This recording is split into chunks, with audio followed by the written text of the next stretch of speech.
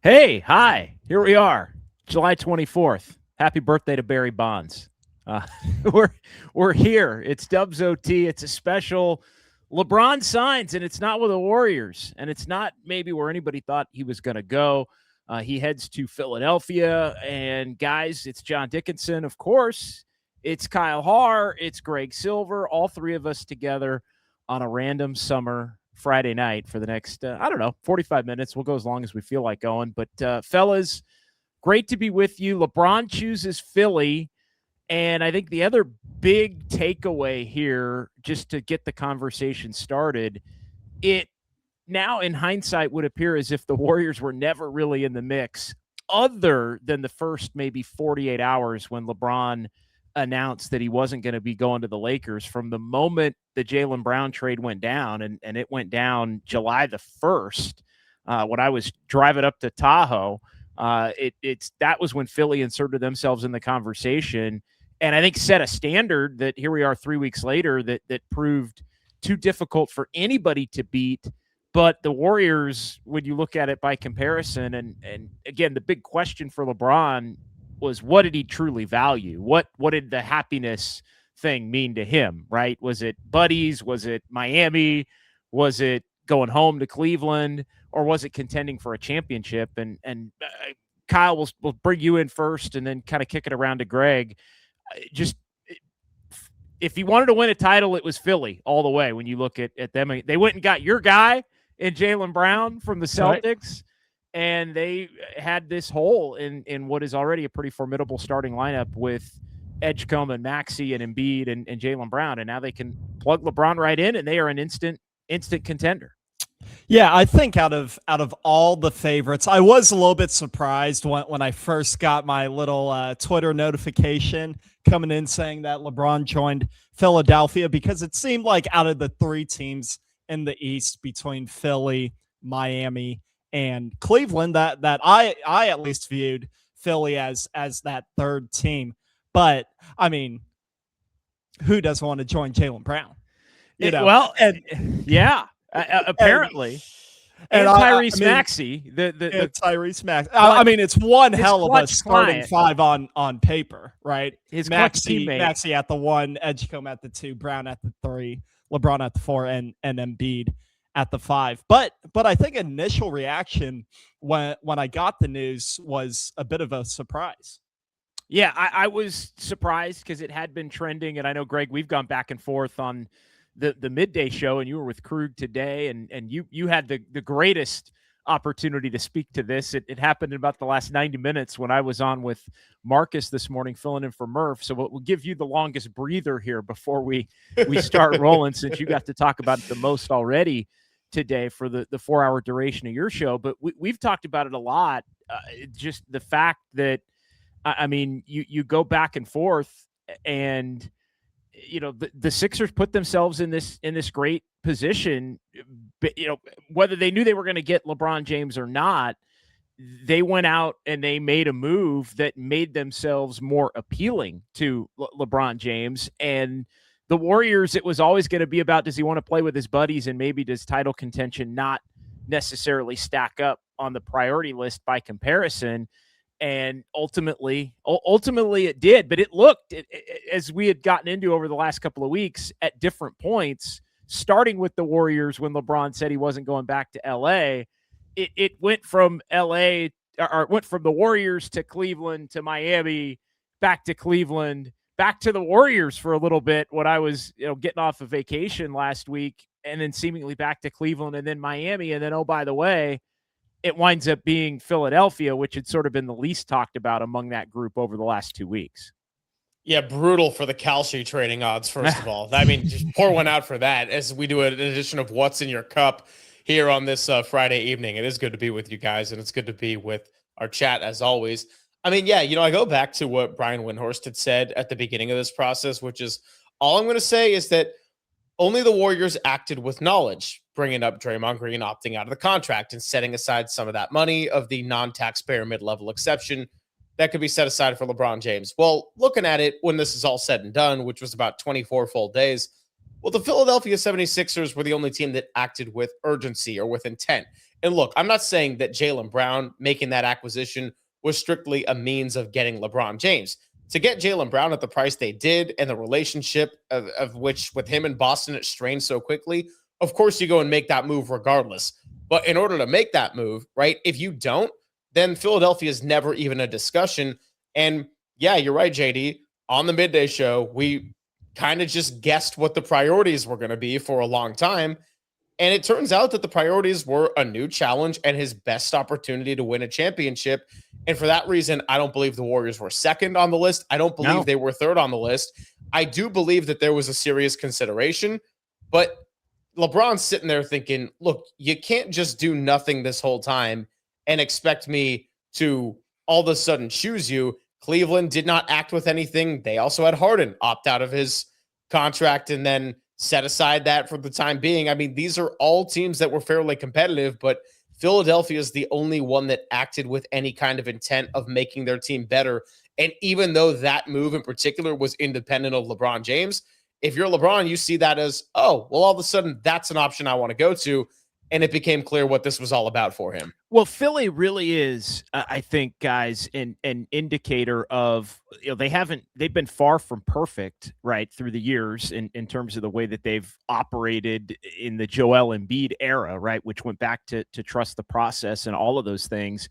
But Philly here as the team that ultimately gets LeBron, I think acts as a real marker in doing the things over the last handful of seasons, despite Embiid at times maybe becoming more of an albatross than a benefit based on the injury history and some of the issues there. They haven't been perfect, but you know what?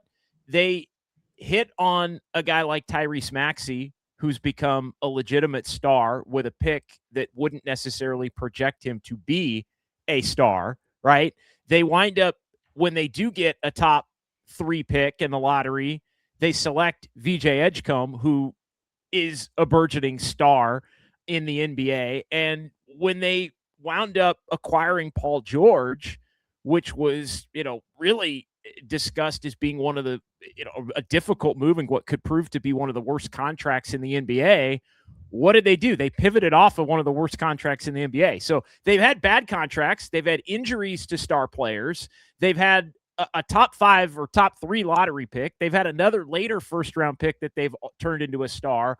Philly has done and managed every single thing that the Warriors have had at their disposal over the last 5 or 6 years to deal with, and they've just handled it better, and it wound up setting themselves up better for this situation to where now LeBron is somebody that would want to join them. And they wind up going from, a question mark in Embiid and Maxey and Edgecombe, who are a nice backcourt, to now maybe having, not maybe, Kyle, the best starting lineup in the NBA. Well, I mean, also LeBron doesn't need to be the LeBron that we've seen with the Lakers and more so before the Luka Doncic trade. Like, the Philadelphia 76ers don't need that kind of LeBron. Maybe if Embiid gets injured, but he doesn't need to carry that squad. And there's enough young guys. Like Jaylen Brown is an 82-game player. Tyrese Maxey, 82-game player. And VJ Edgecombe, an 82-game player. So, like, LeBron doesn't need to carry that team the way he would with any of the teams, especially the Warriors. On the Warriors, he would be the number 2 option. And Greg, we had Jovan Buha on, who's covered LeBron and covers the Lakers and covered the majority of his time with the Lakers. And he made note of the fact that he thought LeBron did want to still be, at least offensively, a more primary option, but there's a difference between wanting to be a primary option, and I think Philly will afford him the ability to do that. I mean, you can play Jaylen Brown off the ball. I think it actually probably benefits Jaylen Brown to play off the ball, or at least have somebody else that you can put the ball in his hands from time to time to where he doesn't have to be your primary on-ball guy that looks to score. I think he can really impact the game in a lot of other ways. And now I mean, the Sixers have really 3 guys they can run offense through. They can run offense through Maxey. I mean, 4 really. If I was sort of putting Brown off to the side, but you can run it through Brown. But you've got Maxey who you can run it through. You've got LeBron who you can run it through. And to the extent you want it, I mean, you can dump it down to Embiid in the post or dump it to Embiid on the elbow, which they've obviously done for years when he's healthy. And he can still be, maybe it's not your, what you want to be your number 1 go-to option, especially given his health status at this stage. But that's a hell of a 4th or a 5th option at this point. And obviously Edgecombe can score too. So this is our Dubs OT and not our Sixers OT. So we can kind of pivot a little bit. But I think the transition point, and Greg, if you want to make a point on just the way Philly has been able to overcome maybe some of the same challenges in a better fashion than the Warriors have, I'll give you an opportunity to do that. And then I think the transition point off of, all right, he chooses Philly, and where does that leave the Warriors? How much were the Warriors even in it? I think the pivot point is Bob Myers as well. If we probably went a little too far 10, 11 minutes into the stream without we buried the lead. The ultimate closer in Bob Myers, who, again, I mean, for all of his potential flaws as maybe a talent evaluator in terms of the draft, Bob Myers really, I think, exemplifies, Greg, everything that Joe Lacob wishes and wants the Golden State Warriors to be, which is star chaser, big deal closer, ability to, just have a confidence and a calmness that goes with that confidence, that no matter who we take in or get, draft pick here, star player there, malcontent, great guy, we're going to blend it all together and make it work because we're the freaking Golden State Warriors. That's what Joe Lacob envisions the Warriors to be. And, I think we're sort of left, how much of that's Bob Myers? And it's not just Bob. It was Jerry West. It was, Travis Schlenk. It was others who have left the organization over the years. But Bob was the guy behind the idea 10 years ago to even go get Kevin Durant and to plan out the salary cap in a manner to where they would have the ability to go get Kevin Durant. And he was a big part of closing that deal as well. It was a big part of keeping Draymond in control. He was a big part of, somebody even texted me today about, Klay Thompson held it together as pissed off as he was maybe through the last year and a half of his time until Bob left. And then all hell broke loose in that final year where Bob was gone and Klay remained, to the point where Klay was like, I'm getting the hell out of town when they get blown out in the play in Sacramento. So the Philly component, Greg, and then we can transition into the Bob Myers component as well off of that. Feel free to hit on both. And we appreciate everybody, by the way, joining us as well here on YouTube, on the KNBR Twitter stream as well. I know it's probably a lighter crowd since we just kind of hop in and go, but we appreciate everybody, the diehards, and we're here for you. And if you don't catch it live, obviously you can go back and we'll put out the links on social media, and everybody can go back and either listen to it or watch it. But we appreciate those who are jumping in and joining the conversation here at 6:30 on a Friday as LeBron signs with Philly. We try to figure out where the Warriors go from here. We value quality and quantity, and we have both here on this stream. So we appreciate everybody. Yeah, on the Philly note, I saw something today that was kind of a joke, but it was like Jaylen Brown complained so much about being a second option that he found a way to be a fourth option. And I know that that's not literal in the sense of the regular season, right? But Philadelphia, what they were able to do, you hit the nail on the head, JD, in the sense that they had a lot of the same things we could talk about with the Warriors.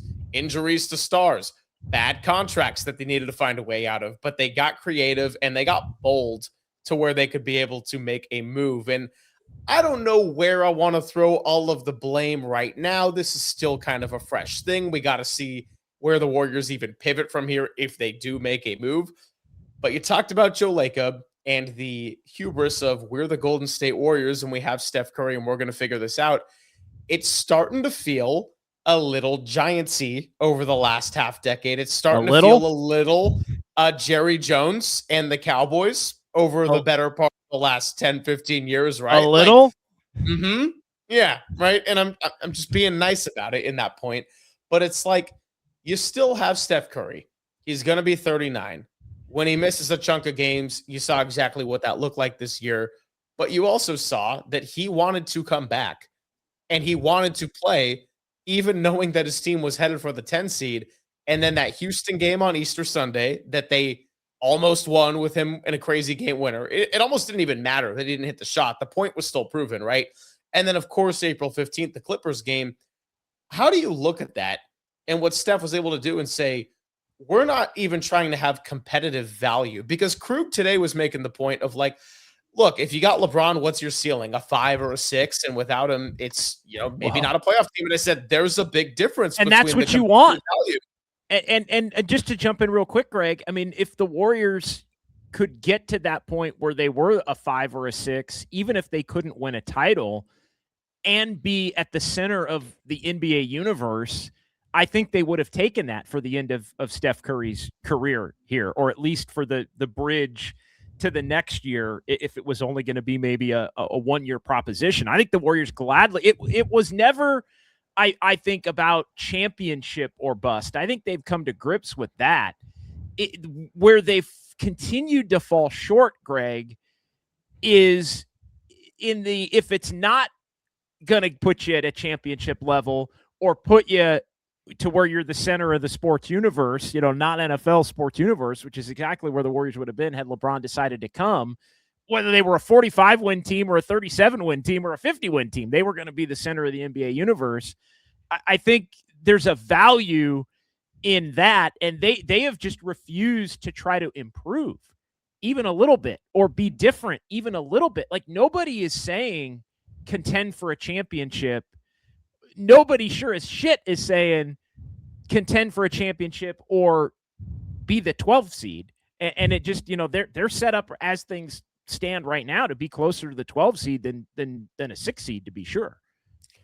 That's exactly it, JD, right? It's competitive value and also appropriate expectations, but there's still a big difference between Steph Curry's still on our team, Steve Kerr came back, Draymond Green's going to come back now that this whole thing is over, and doing the whole, we're not going to rebuild, we're not going to tank, that's not who we are, which, by the way, I endorse, I respect, and as just a fan of the game of basketball, I'm so grateful for. But that also doesn't mean that it's got to be boom or bust on every big acquisition. Like, to still try to get in as a 6 and maybe have an outside shot of doing something special, that still goes such a long and farther way than, well, if we can't get LeBron, we're probably just going to run it back. Because is anyone who's happy about them not getting LeBron and didn't want this to be a thing in the first place? You kind of made this point today on the morning show as I was driving in. You also better be pretty realistic with the expectations of what the season could very well look like in the first half, especially predicated on the number of games Steph might be available for. They are going to need him to play just about every game to be 500 or slightly better, let's say. And I use the first 40 games as a barometer. Like, let's just say for sake of argument right now, Jimmy Butler's going to come back. And I think, today is an indicator that they're probably just going to wait for Jimmy at this point and use their mid-level exception and their veteran minimums and look to maybe they prove that they're actually trying to make some trades.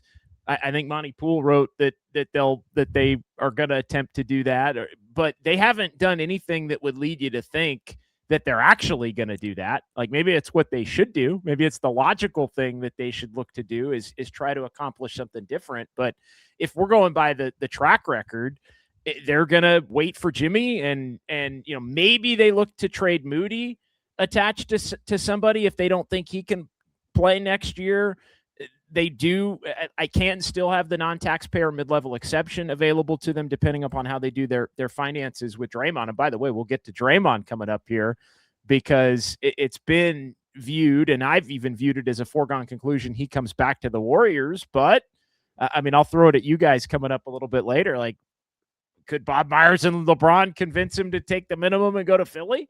And try to be a defensive stalwart? Would he spurn the Warriors after they had basically a handshake agreement? I think that he was going to come back and that the Warriors were going to allow for him to opt out and obviously still allow for him to get paid at the same level that he would have had he not opted out. But yeah, to go back to the original point, Greg, I'll let you finish yours.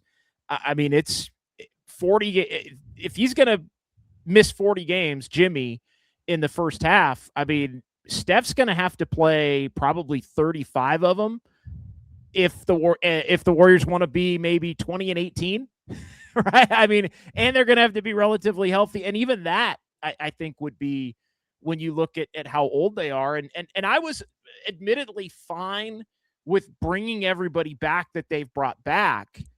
And Yaxel Lindeberg will certainly help them. We can touch on him a little bit coming up here as well. But, to think that this team can be dramatically better without a heavy dose of Steph in the time at which Jimmy is out, they were supposed to be going. And this is the other thing I'll bring up now too. It's the conflicting messages from the end of the season about major changes and philosophical tweaks and coaching tweaks and needing to get younger and needing to get more dynamic in different areas. I mean, the Warriors to this point, other than Yaxel, and they were going to pick somebody at 11, other than Yaxel, I mean, they have done nothing to change anything about this roster. And I think it's foolish to put on him to have to come in and be the guy that's going to be this major difference maker, as promising a prospect as he looks like, given the summer league that he had. And nobody, I think, is higher on Yaxel Lindeberg than I am. I mean, we were talking about him being drafted the night that the Warriors won in LA, right? Remember, he dapped up Steph in the pregame warmup on the court at Intuit Dome. And it was like, oh, like this could be, future teammates, but you don't want to put that on Yaxel. It's unfair, I think, to put that on Yaxel to be impactful to that level, to where he's going to be your second best player with Steph, and they're going to have the ability together to carry the Warriors to a 25-15 record in the first 40 games of the season with an otherwise completely run back roster. That's just not realistic. Well, now I kind of start to question what the Warriors front office was selling Steve Kerr on to return to the team, because, well, now, I mean, you're still the same old team. You're going to be a play-in team at best. So what was the selling point for Steve Kerr to return? Was it just, oh yeah, you could write it out with Steph Curry for the last 2 years and kumbaya, that'll be it? And I liked all their moves in terms of who they brought back. I thought Melton's deal was a bargain. I thought Porzingis, even though it's $20 million a year, the second year they could release him and they would only contract. They would only own $3 million a year. Brought back Bassey, fan favorite, and I think we're all fine with letting Pat Spencer and Quinn Post go. But it's just the same reiteration of the same team from last year. And what the latest news is that they're going to try to get Mario Hezonja. Oh my goodness. Or DeMar DeRozan. Woof. Russell Westbrook. They're not. I said this on the show today, guys. I said this on the show in the 1 o'clock hour. We played JD's soundbite of listing all the players that were out there because we just got such good entertainment out of it. And I said, Krug, Tim, you guys know I like my hoops, men's and women's. I did not know Mario Hezonja was still playing in the NBA. I kind of just assumed he was overseas. Oh, okay. Yeah, he is. There you go. Yeah. No, yeah, he's coming back. And he has been playing overseas.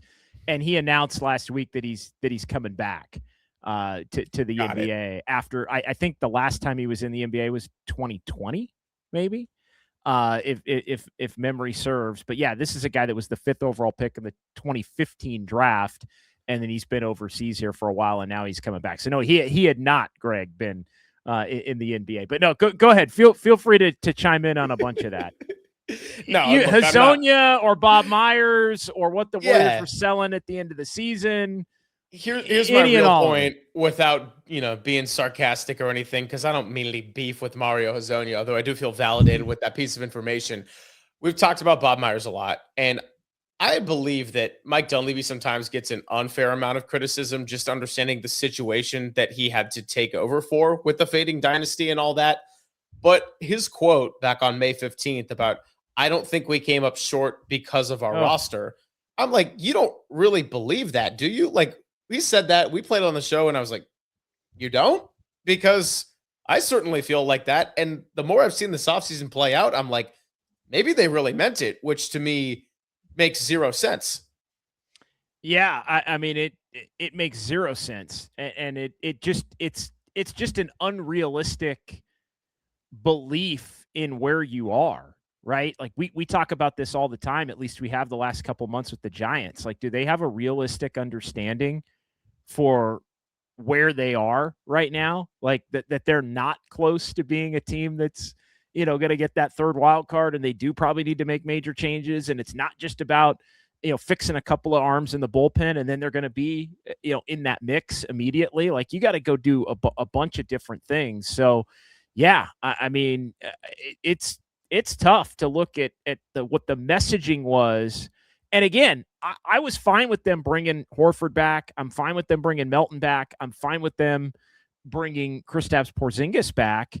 I love the Yaxel Lindeborg pick, but you needed to go do all of that and still come up with a backup combo guard who can score. You needed to go do that and still come up with another potential dynamic wing that can play on a night in, night out basis, because you're not going to have Jimmy Butler and Moses Moody. Like, this is price of admission, minimum level stuff. Like, this isn't even 6 seed or contender type stuff. Like, this is just have enough players to be able to fill out the roster to where you're not completely screwed if you sustain one injury, an ankle tweak the first week of November to somebody like Steph Curry, and all of a sudden you look up and you're 40 games into the season and you're 15-25. Because that right now, as we sit here on July 24th, that I think is the thing that the Warriors should fear the most about this upcoming season, is that they are one little tweak away from waiting for Jimmy. And then by the time Jimmy comes back, the only thing they're going to do is have to get really hot to maybe get the 10 seed, depending upon how shitty the level of play is to get the 10 seed would be at that point. No, I mean, yeah, I'm just looking at I'm looking at available free agents right now. Oh, it's not a good list. And well, this is kind of like what they get, and I feel like they should have known for weeks. One because Draymond has a good friendship with LeBron, and they were seeing golfing on vacation or whatever. And two, it was reported for weeks that the Warriors were on that outside looking in, kind of on the bubble outside of that top three. So I'm looking at some free agent names right now. Yeah, it's not pretty. It's not pretty. Yeah. Go. I have a list in front of me too, but I'll let you want to name a couple of them. I mean, it's like maybe at the top would be like a Bruce Brown or what else you got here? Gabe Vincent. Santa Barbara Zone.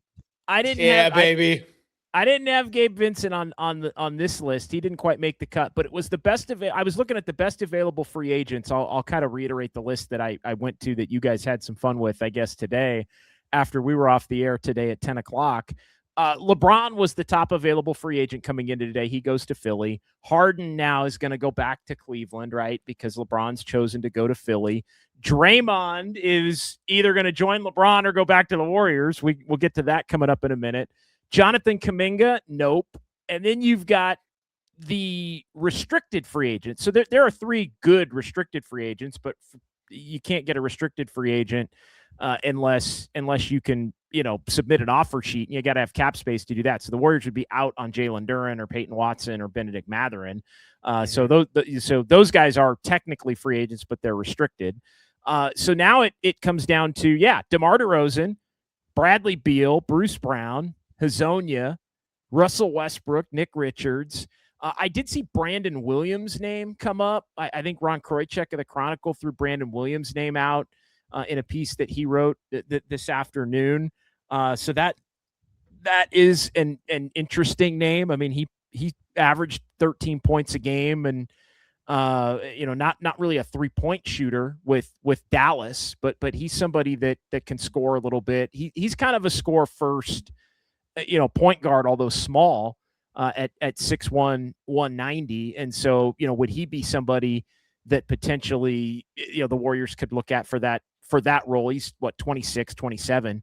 I believe. Yeah, 26 would be 27 in November. So that's actually one name. Like Brandon Williams, I think, is an interesting name among, if you are looking for maybe a score first, attack the rim kind of a guard.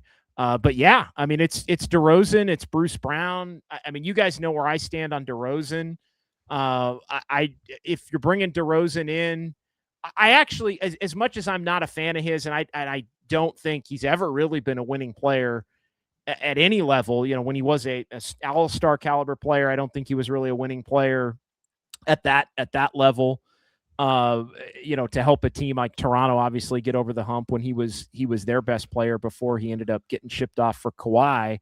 But I think if you're going to go get DeRozan at this stage of his career, and he's 35, 36, I think 36 at this point, like he is somebody that would need to be in a limited role. Like he would need to be essentially that backup guard that Right. you would hand the keys to the second unit and say, all right, we're going to run a DeMar DeRozan specific offense around you, and you can get to your little midi, and you can try to get to the free throw line and get to the bucket and do it. He is in no way, shape, or form a LeBron replacement or alternate option.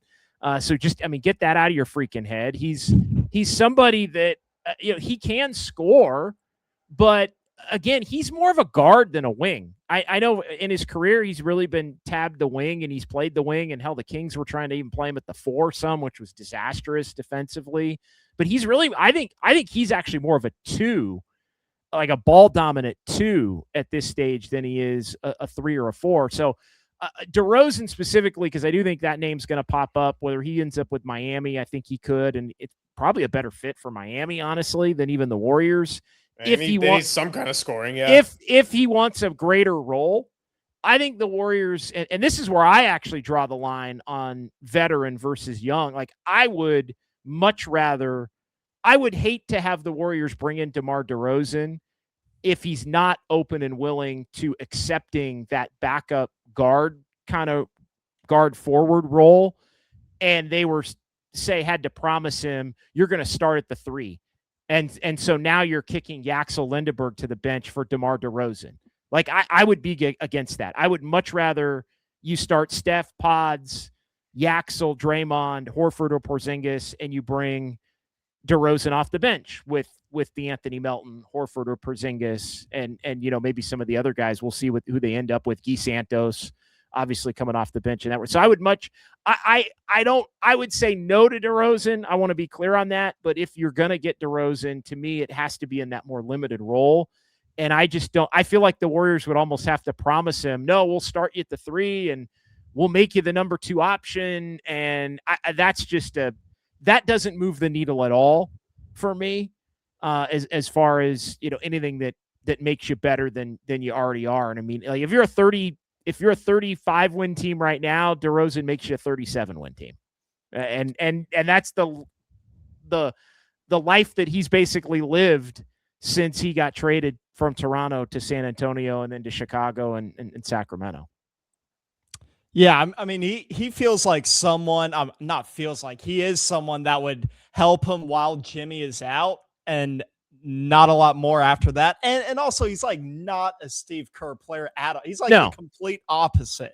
But they said, Kyle, that they were maybe going to try to bring in some different style of players, right? Some different, and DeRozan does fit that, and obviously they haven't done that to this point. Brandon Williams, I think, would fit that a little bit as a guard if they were going to look to do that.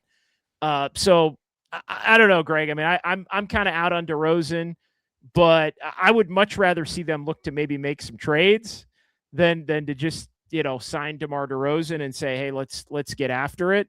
But if they were to, it would have to be, and yeah, he's going to be 37 in August in a couple of weeks here. So he will play next year at 37 years old with whoever he goes to. I want to get into the Draymond Green part of this because I'm with you that I want to see them try to make some trades and get creative now that we're looking at plan B, which is B is for boring, per the Anthony Slater quote on ESPN a couple days ago, right? Brutal, boring, bad. Pick your B word. We're on YouTube, so I can say whatever I want, but I won't.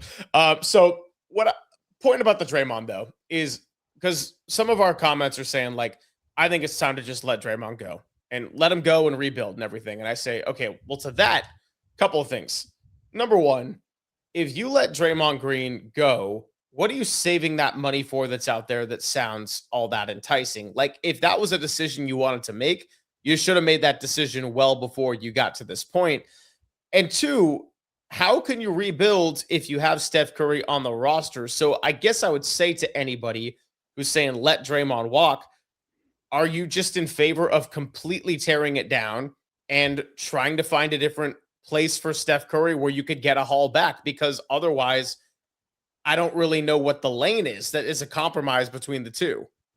Yeah, I mean, there isn't enough money you can save to get anybody significant enough with Draymond at this point. And so I think the interesting question is going to be, would Draymond consider leaving?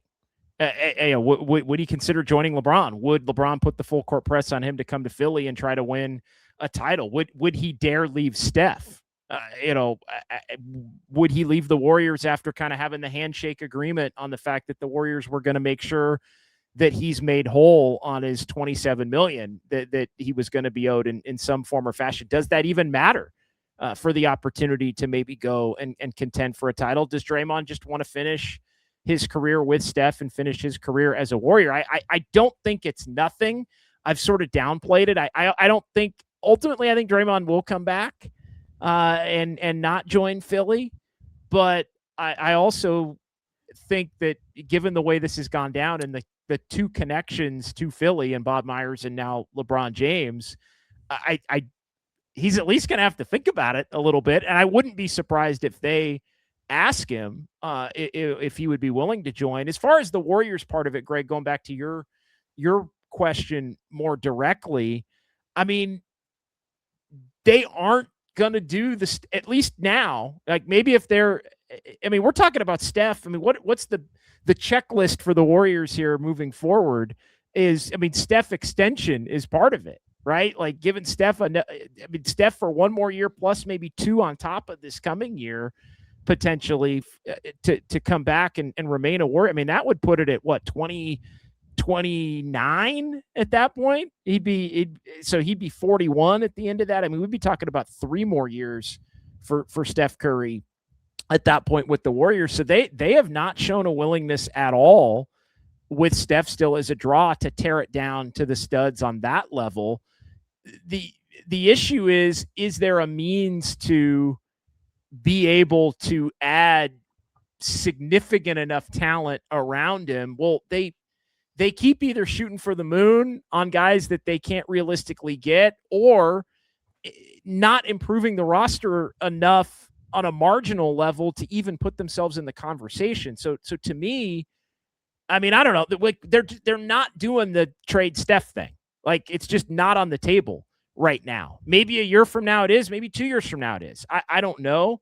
But they're not doing it now. And so the question has to be, with everybody accepting the fact that they're not a title contender, how do you get as good as you possibly can be here in the meantime to set yourself up to where the next time something might fall in your lap, you're well positioned to where somebody's going to want to join you, or you're a move away from being able to make something happen. They've stopped making the moves without the assurances that they're going to get the big move as a byproduct of it. And that's the part where they've got to snap out of it and do something and be comfortable with the fact that they're not a title contender, but try to get better. And if, how do they do that? None of the guys we've named to this point in that free agent pool are part of it. I mean, the only way they can look to do that is if they look to make a trade. Mm-hmm. But and if you look at how they're going to make a trade, it would have to involve first and foremost the two guys that are injured. And at least as far as Jimmy Butler goes, it seems like they're more inclined to want to wait for Jimmy than to look to trade Jimmy, because you could trade Jimmy for 2 bad contracts. You could trade Jimmy and attach a pick and bring back 2 players that add up to his $54 million, right? You could get a $30 million player and a $24 million player. Now, again, maybe you have to attach a future pick to that, even though you're taking back money because those guys might be younger and more talented. But it's that type of a thing. Like, would you engage on, we all talk about Trey Murphy all the time, but would you be willing to take Zion and Trey Murphy, for Jimmy Butler, if you're giving up picks as well to do that? Even though Zion at this stage is not a great contract. And so again, the Warriors always get caught in this. Well, why should we have to give up an extra pick for? Well, because you're desperate and because you need to shake it up a little bit. And so to me, it's names that we haven't previously heard. Not just Trey Murphy. And would you give up 2 picks, 2 future firsts and swaps for Trey Murphy? Because I think the Warriors don't think he's a high end enough player to be worth doing it. But are you willing to get a little bold and get a little risky, Greg, to your point? And to this point, they're going to have to prove it to me that they're willing to, as Kyle fiddles. Let me adjust this. The light is pretty bright right now. The lights have taken full effect here at. Give me a little golden hour, Kyle Har. At Kyle's look pad. at that beautiful man. Kyle's like, I'm switching this thing around. That deserves a cheers from me. There you go. Cheers, brother. There we go. I think I'm the only one that's not imbibing in an adult beverage at the moment. That's not an adult beverage. It's not. This is actually not. No, it's just I got a bubble water and I had some. Yeah, I just had another glass of. I mean, I should have just lied to the people, but I'm actually going to dinner, so I didn't want to pregame. Oh yeah, fair. I didn't want to pregame during the show, and then cruise over to dinner. So yeah, I'm actually going to dinner whenever we wrap this thing up. So. But yeah, you would have been at the table just continuing the show after the show. Theater of the mind here. I should have just said, oh yeah, this is straight bourbon. Bourbon neat. Or a guava margarita. In a glass. No, I might be off the guava margarita kick for a minute. Sounds might be off the guava margarita kick for a little bit. Your boy got a little overheated last week, man. That was. It's all right. I would too. They're waiting next July. They're waiting. Oh, they'll be waiting. Next July. Yeah. They'll be waiting. And there's a great man of many routines. There's a great chance I'll be right back there again, July whatever it is, July 12th next year. I'll be right back there again. So what do you think of Draymond? Does Draymond stay or does Draymond go? Kyle, you first. I think it really is. I think he does stay because I think he wants to remain a Warrior and close out his career with Steph Curry. But I also don't want to underestimate the power of, I don't know, his want to probably play with LeBron at one point of his career, and the power of persuasion of Bob Myers. Greg? I do think we could hit a point where there are some headlines that make people think, and it's not just this easy thing where Draymond walks right back to the Warriors. I ultimately don't believe that he goes anywhere else. All the reporting has been pointing in the direction. It seemed like it was a, collaborative process when he opted out of the contract. But most of all, walking away from Steph Curry, that was something Steve Kerr couldn't do. I don't think it's something Draymond Green will do either. Yeah, I think eventually, and not, I don't think it's going to drag out more than maybe a week or so. I think LeBron either has already made the pitch in the moment in which he knew where he was going to go. I'm sure Bob Myers probably reached out today if he hadn't already, and maybe there is a dialogue there. But I think ultimately Draymond winds up returning. Just kind of going through this offseason checklist, and we'll get to some comments here. We'll go maybe another 10 minutes or so.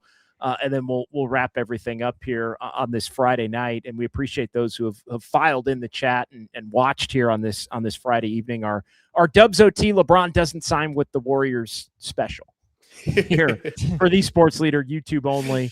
As the Giants get ready to play on the leader. But it's the beauty of modern technology. We can hop on and go live basically anytime we want. Multiple platforms. And multiple platforms. And there hasn't been, frankly, enough reasons to do this over the last couple of summers, unfortunately. But we have had a couple of reasons to do it, and today being one of them. They've got 3-4 roster spots left. How do you guys foresee them being filled? Again, I've sort of given my lengthy take on DeRozan. I mean, I'm looking at right now. I'll lay it out this way. Right now, I've got penciled in Steph, Podziemski, Yaxel, Draymond. I'll call it Porzingis as the starting center, and then I've got a second unit essentially right now of only 3. DeAnthony Melton, Guy Santos, Al Horford. I guess you throw Will Richard in there. So that's 9. Yeah. And then they re-signed Charles Bassey, so he's your third big. That's 10 at this point. They've got what I guess with Jimmy and Moses, they've got at that point that would be 3 more roster spots if you're counting those 2. Who would you like to see them get? I'll give you a name. I think they need a combo guard. I think they need somebody that can look to score the ball. I think they need some DeAnthony Melton insurance. I think they need somebody a little more dynamic than Melton. Again, I'm fine with Melton being on the roster. I'd like to see that guy be maybe better than Brandon Williams. I don't think they'll end up getting Bradley Beal, even if they wanted him. But I'll give you. What about LJ Cryer? Do you think he takes that spot? I think LJ Cryer, I would love to have LJ Cryer on the roster. I think LJ Cryer is more in the Bassey, where I like him as a third string guy. And not to me, you need somebody that you know is going to be in that rotation every night. And Cryer's a guy that isn't going to be in the rotation every night, but then vaults into the rotation if somebody's out, right? If Podziemski's out, he's in. I mean, Podziemski's never out, so that won't happen. But if Steph's out, you move the guy that I'm talking about into the starting lineup, or you move Melton into the starting lineup, and that player takes on a bigger role, or that Cryer goes in on the nights where Melton is out. So that's the number one thing I would say. I do think they need another wing, although again, right now it looks like Yaxel and Guy and basically Draymond are Yaxel and Guy are probably your 2 3s on this roster. Will Richard could play some 3. Draymond, I think we've seen, assuming he comes back, take on more of the wing defender role than the big defender role. We saw that over the course of last year with Horford and Porzingis. They kind of changed up. They made Draymond more of a defensive specialist. He would guard Jokic, and he would guard Wemby, but he would also guard Kawhi, and he would also guard Durant in games against the Rockets. So I think they've sort of changed his role into more of a defensive specialist. I think they need another wing. I wouldn't be surprised if they bring GP2 back, which again I don't think is going to move the needle. I'd like him to be more of a third string guy than somebody that's going to have to play a lot. But man, GP2 was in the freaking rotation last year when he was healthy and available, and actually a really meaningful player for them, as much as God, it all added up to what it added up to. I'll give you one name, and this name shouldn't surprise either one of you, although I think this guy's going to have more options and more title contender options. I would look to get Bruce Brown. If I could, if I were the Warriors, I think he can defend up. He can be a guard. He can be a wing in certain instances. He's just versatile. He's kind of a 1-2-3 type of a player that can plug in and I think play with anybody. I just think he's a useful player to have on your roster. Again, is he going to want to come to a team that looks like a 10 seed for a minimum? I would think he's probably going to have some better options than that. Like I said, you know where I stand on DeRozan. How do you fill out the roster? Let's kind of go around the horn on that a little bit. Greg, we'll let you go first on this one, but yeah, is it? You got 3 spots. Give me 3 names. 3 spots. I think GP2 probably gets one of them. Yeah. I would say I'm in agreement that Bruce Brown, of all the guys that were listed on the not very impressive list of free agents, that's a player that I like. I do think he's more of a, 6th or 7th guy on a good team, and probably that type of role the Warriors don't have quite enough, but it doesn't mean that it's not a worthy addition for a team that could use him. So let's see. Bruce Brown, Gary Payton II, and then what am I missing, really? Probably, kind of need another guard that can score, because GP2 doesn't fit that, or a wing. They just give the money to DeRozan, depending on it, what Draymond's contract ends up being coming back. I mean, this is a really depressing exercise. It really is. And again, it just all adds up. I mean, a flyer on Hazonia. I mean, but again, that's not somebody I don't put him as a 2nd string type of a guy, more of a 3rd string type of a guy. Kyle, how would you fill it out? I mean, I do think Cryer probably gets a spot. Peyton probably gets a spot. Yeah. I don't have a name, but I think, I was just kind of glancing right back over who's available, and I don't think a lot of these players fit the bill, and this is why maybe DeRozan could see his way onto the Warriors as a guy that can just like get you a bucket, because I don't think they have a lot of those guys, especially with Jimmy out. And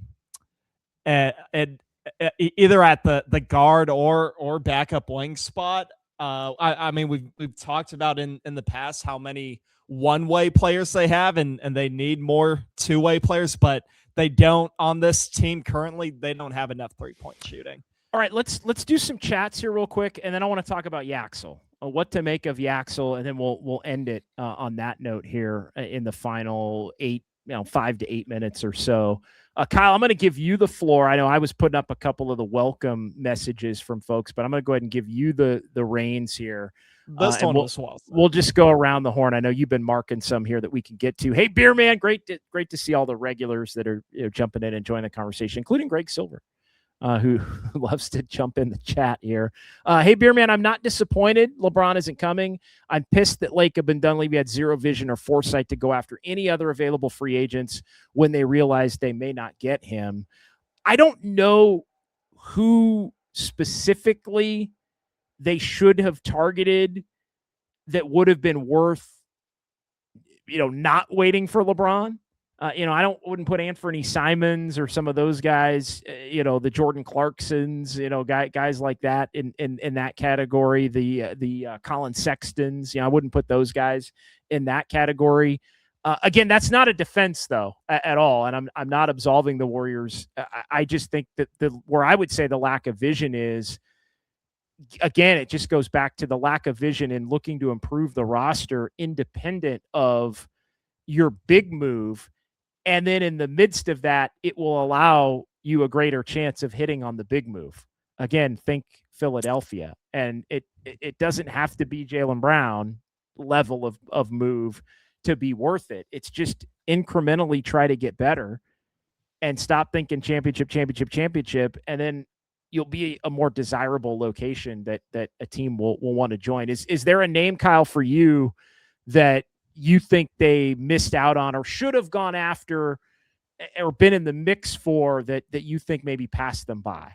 Well, there's a trio of guards that kind of fit the bill of their need that we've talked about and we've talked about before that signed pretty reasonable deals. Anthony Simons, 2 years, $12 million for the 76ers, by the way. Yeah. Well, Jesus. And again, that's another.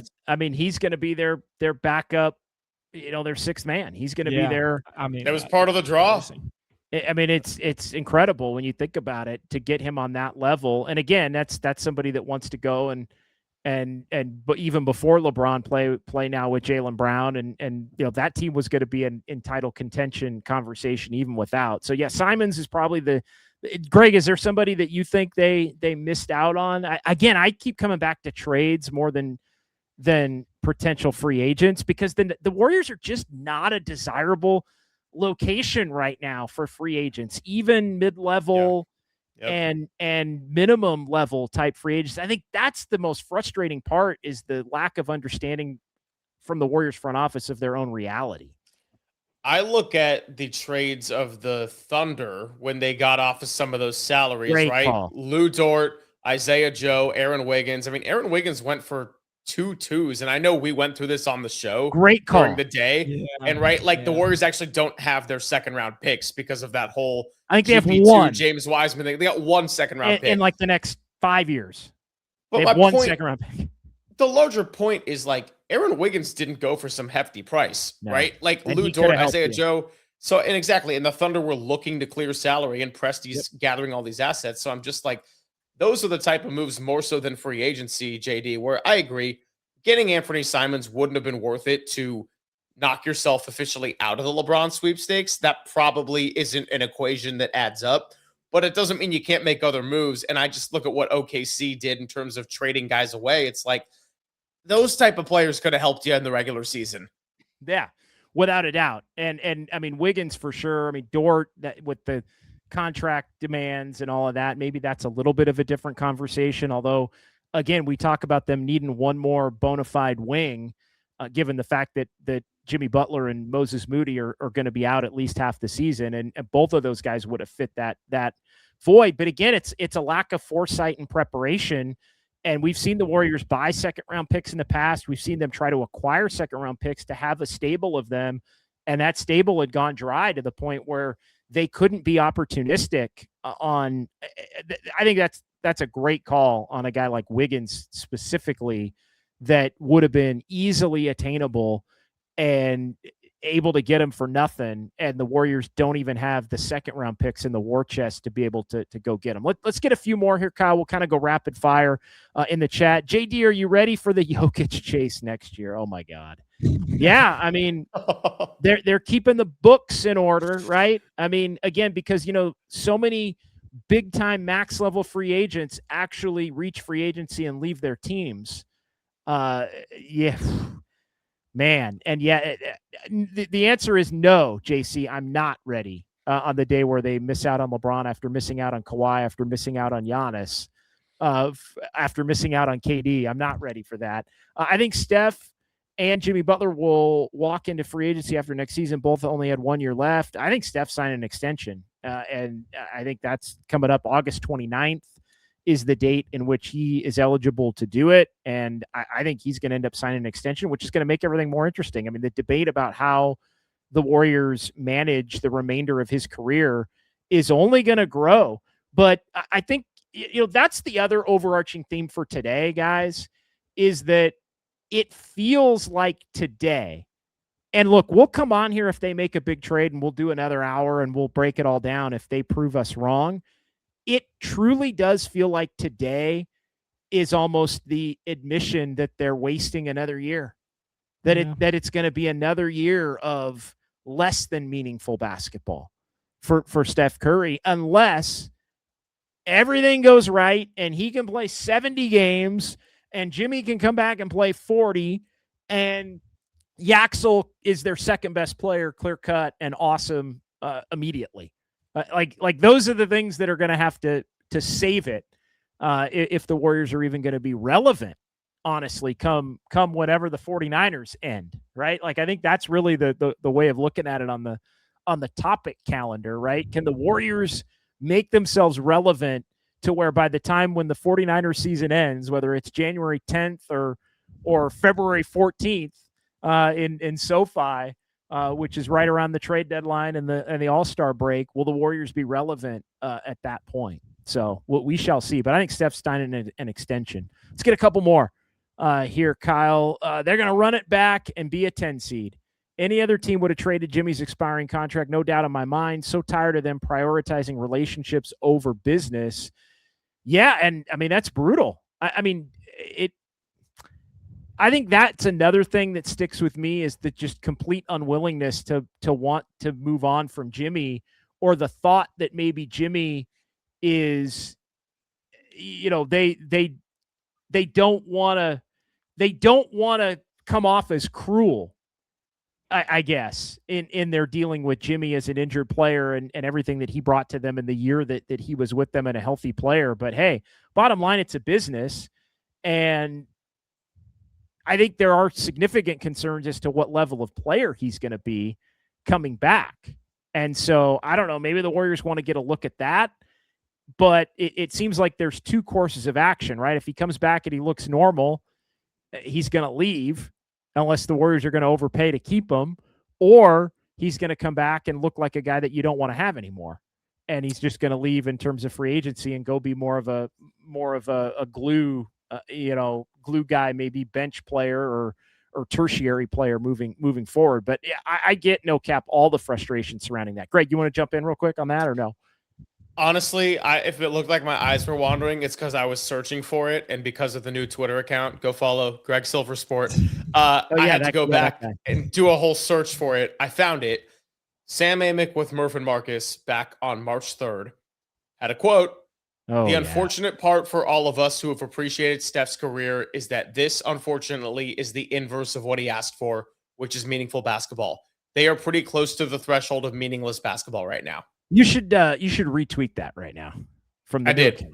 Yeah, I did. Retweet that. Blue Shield 99. We are like the ugly friend that does not know it. The one who goes out with their friends, gets all dolled up, but is the only one that goes home alone. I don't know. Ouch. I'll leave that one alone. Let's Vicky chiming in. So tell us exactly who you would have had the Warriors go after without giving up a bunch of draft picks. I said it. I would have given up draft picks. I would have given up picks for Trey Murphy. I would have given up picks for Anthony Davis. I said that to Greg yesterday when we were on together. I would have done the two. I wouldn't have given him an extension, but I would have given up a couple of firsts to go get Davis.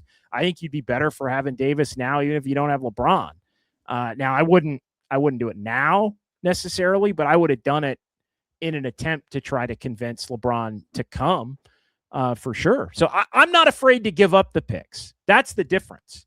I would give up the picks to shuffle the deck. I am unafraid of the fact that you might suck and not have a pick or two in 29, 30, 31, 32. I'm actually comfortable with that. And I think secure front offices that are confident in their own abilities are comfortable in that. So that's the part where, like, if you have enough good play, even if you're not a good team, you'll have enough good players to where if you truly are up against it in 2030, you can trade some of those players to replenish your draft capital and get back into the mix as far as being a team that goes into a full rebuild whenever it needs to be, whether that's 29 or 28 or 30 or whatever it winds up being. So I'm unafraid of that. The Warriors are freaking petrified of it. Who's got to let the dog out? Yeah. Well, and also just holding on to their young assets for way too long. Who's got to let the dog out? That's a Kyle. Oh, that is me. That is me. All right. Go ahead. It's my co-host. Finish your point, Kyle, and we'll get to Fido. I think she's saying that we should have traded Kuminga a long time ago. Yeah, no doubt. No question. All right, let's do like three, four more. Kyle, you let me know how many we got that you've marked here. We'll go through them quickly. I promise. We're a little over an hour. I'm always running over. According to Dunleavy, all they need to do is take care of the ball, and they're a playoff team. Oh, Jesus. Yeah, they're going to learn the hard way because they are actually set up very much to have a Giants-like first half of this upcoming season. As again, barring some kind of, they are set up for it to, I don't think it's not going to be that bad, and then or a Giants-like second half. Oh, it's actually worse than it's been at any point here over the last handful of seasons, like that. And that's what I mean by that when I say that, right? Like thinking they're going to be 500 in the first half with what they have. One or two things go wrong, and all of a sudden you're worse in the first half than you've been at any point in the last 5 years. And then that becomes a problem. Time to mortgage the future for Steph's final years was 2 or 3 years ago. Not now when he's 38, says Pat H. Fair point. Pat H has made it. Okay, so what do you do? And I said it to Pat H today on the radio. All right, well then get comfortable with your 35 wins. Get comfortable with your 10 seed. get comfortable with a different version of last year or a different version of 2 years ago when you got smoked in Sacramento and you lost as a 10 seed, even though you were a much better team at that point than you probably will be at this point this year. And look, look, Warrior fans have been through it, especially the older Warrior fans. So I'm not going to sit here and pretend like Warrior fans, and there are a lot of them that, as a badge of honor, hey, you know what? I've seen 4 things in my lifetime, 4 years, 4 championships in my lifetime that I never thought I would see, given where the Warriors were prior to Steph Curry and prior to Draymond Green and Klay Thompson and Steve Kerr and all of that. And so they can cope with 35 wins because they've seen a lot of those teams in their lifetime. Again, it's not a sign of like disrespect to any fan that's uncomfortable wearing it, but that's where this thing is headed. And I think it's unfortunate that that's where the end of Steph's career would end up. Like that I think is forget about championship, overarching theme. It's really flippin' disappointing that the end of Steph's career, the last year, 2, 3, would be stuck in hoping that you can cobble everything together to where you can win 43 games instead of 35 games. Like that is just a sad end to the Steph Curry era if it winds up being that way. All right, let's do a couple of more here, Kyle. And again, you tell me when we're up against the last one here. What if they are in on Mario? I think they are in on Mario. I think they are in on Mario Hezonja. Mario Hezonja? Yeah, they could be. Yeah. They could be. I have no idea what level of player Hezonja is going to be. I know there were some Denny Advia comps that I've seen kind of floating around, but I mean, Hezonja would be a flyer. I mean, again, at this point, you might as well. Like, they need somebody that can be a 3-4 type, and throw him in the mix and let him play and see if you've got something. You're going to have Yaxel playing that. You're going to have Guy Santos. You're not going to have Butler and Moody. I mean, throwing a guy like Hezonja in there and letting him play 25 minutes a game, and see what level of player he is in the NBA now, I would be more than happy with that. If it's not going to cost you a ton. They sold Kerr on $20 million per year. I just seen a report he didn't want Michael Porter Jr. He likes his connectors too much. And yeah, the ship had sailed on Michael Porter Jr. That was last summer. They should have been looking to go get Michael Porter Jr. in some form or fashion when they were trying to figure out what the hell they were going to do with Kuminga, and they just didn't want to do it. But we'll do one more here. All right, last one here on our Dubs OT. LeBron doesn't sign with the Warriors special. Hey, Beer Man, Dubs OT will be very spicy this season if this is the team they roll out. Yeah, no question about that. This is a team, and again, we keep it a buck here, and it's LeBron was going to make his decision, and ultimately he wanted to win. And I agree with you, Greg. I think the Warriors are probably 4th on the list. When it was all said and done. Philly, Cleveland, I think Miami was probably 3rd. The Warriors were probably 4th. Maybe Minnesota was on a different category that he just didn't want to go to Minnesota. Otherwise, I think they would have been probably above Miami and the Warriors too. Maybe not Cleveland or Philly, obviously, but I think LeBron was going to make his decision based on whatever LeBron wanted to make his decision on. The disappointment is the inability to look to do other things before, or when you got the sinking feeling, as has been reported, that the Warriors didn't even think they really legitimately had a shot for the last 3 weeks. It felt that way. To bring it back full circle, I know, Greg, we talked about it. Like, it really, to me, only felt in that LeBron was coming to the Warriors if it was going to happen in those first 48 hours. When everything shifted that Thursday, before the 4th of July, it never really felt like it was a legitimate chance, despite some of the ways the odds had started to shake out on some of the betting markets. So certainly, Beer Man, we appreciate everybody who's jumped in and joined us here for the last hour in about 9 minutes. All right, final thoughts time. Kyle, to you, and then we'll go to Greg, and then we'll get out of here. Yeah, dare I steal someone's comment? I think it was Erwin Kwong, and I'm trying to find it. Yeah, here we go. Warriors, and in honor of my dog barking mid-show, Warriors need more dogs. Warriors do need they need more dogs, and they need more talent. they need more dogs. They need more cats. They need They need more wings. I would take a cat right now. They need more wings. I mean, they need more birds too. If they need wings, they need more birds. They need everything. They need it. They still in that interest. Like, to me, you could make the case they still need one more big, because Bassey's the only stand-up, guy that it could be counted on every night. They need one more wing, and they need one more guard at this point, and they, ironically enough, still have 3 roster spots. All right, Greg, final thought to you here before we call it a night. Just disappointing, because when you have an all-time franchise player, it doesn't mean that you need to have the expectation of winning titles all the time. And Warriors Twitter or Warriors fanfare can be awfully toxic and unrealistic, but these are all rightful frustrations, not because they didn't get LeBron James, but because of being petrified to make other moves, because of this lack of acknowledgement of what they are, and maybe this delusion that because they're the Warriors and they have Steph Curry, that everyone's going to want to come and play for them. That clearly isn't the case. It hasn't been the case for quite some time now. And so just trying to have competitive value. Those are the 2 words I'll keep coming back to. Competitive value doesn't need to be championship contention, but you owe that much to Steph Curry. And this is truly a reality check again. The Warriors get beaten over the head with the fact that they are not as desirable, even with Steph Curry, as they think they are. And I think they're going to have to come to grips with that. And again, they're going to have to prove to everybody that they're willing to go about doing things a little bit differently than they've been willing to do it here over the course of the last 3 or 4 years. All right, that's going to do it. Big thanks to everybody in the chat. Big thanks to Kyle Har. Big thanks to Greg Silver. Of course, you can listen and watch and all of that. Him 10 a.m. until 2 p.m. every day on the Leader. Back usually on with this guy.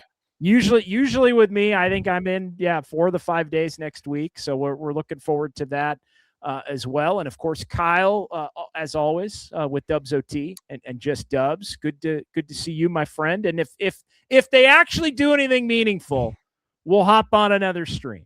I'm hopeful that it isn't going to be see you in October here on July 24th. I really am. So for Kyle, I'm JD and Greg. We'll talk to you when we talk to you. Big thanks to everybody. Talk to you soon.